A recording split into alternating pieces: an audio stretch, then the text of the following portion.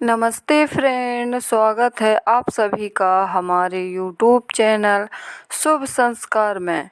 तो दोस्तों, आज हम आप सभी को देव उठनी 11 या तुलसी विवाह की कहानी सुनाएंगे।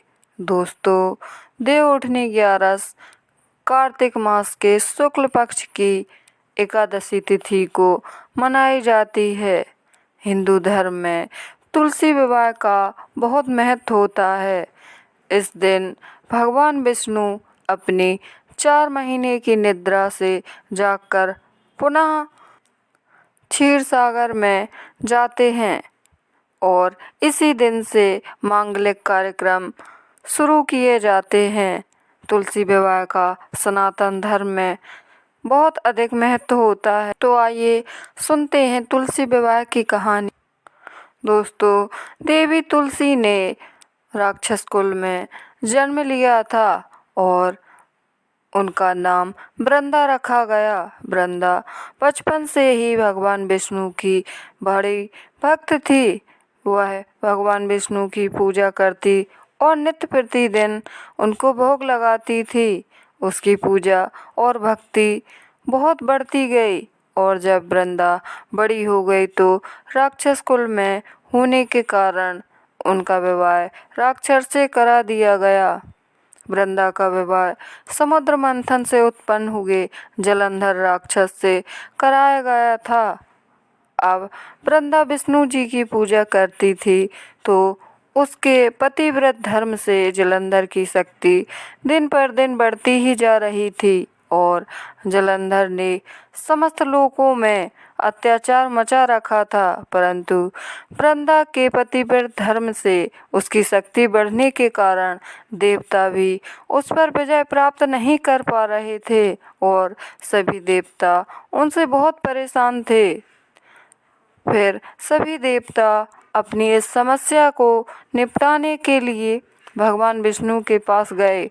तब भगवान विष्णु ने जलंधर का रूप धारण करके वृंदा से उनका पतिव्रत धर्म नष्ट कर दिया और इस प्रकार धीरे धीरे जलंधर की शक्ति क्षीण होती गई। फिर देवों ने उसका वध कर दिया।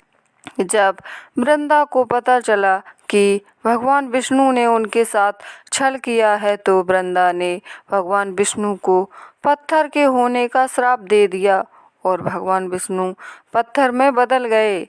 जब लक्ष्मी माता को ये सब पता चला तो लक्ष्मी माता ने वृंदा से विनती की और अपने पति को मुक्त कराने का प्रयास किया। तब वृंदा ने अपना श्राप वापस ले लिया और फिर वृंदा अपने पति जलंधर के साथ सती हो गई। कहा जाता है कि उनकी राख से तुलसी का पौधा उत्पन्न हुआ था। तब भगवान विष्णु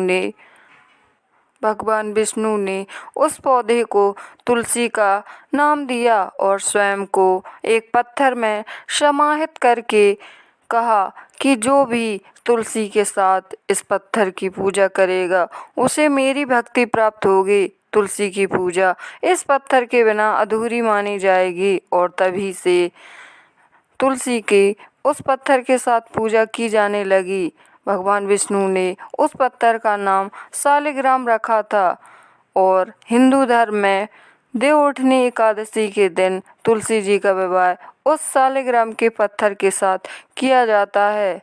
देव उठनी एकादशी के दिन सुबह ही ब्रह्म मुहूर्त में स्नान करके व्रत संकल्प लें और अपने घर में तुलसी का विवाह कराएं। तुलसी का विवाह हिंदू मान्यताओं के अनुसार वैसे ही कराया जाता है जैसे हमारे परिवार के सभी लोगों के विवाह होते हैं। इसके लिए तुलसी के पौधे को लाल चुन्नी उड़ाकर और समस्त श्रृंगार अर्पित करें और शालिग्राम के साथ पंडित जी से संपूर्ण विधिवत उनका विवाह कराएं। ऐसा कराने से घर में सुख शांति आती है। उन लोगों को तुलसी का विवाह अवश्य कराना चाहिए जिनके यहाँ कन्याएं नहीं होती हैं।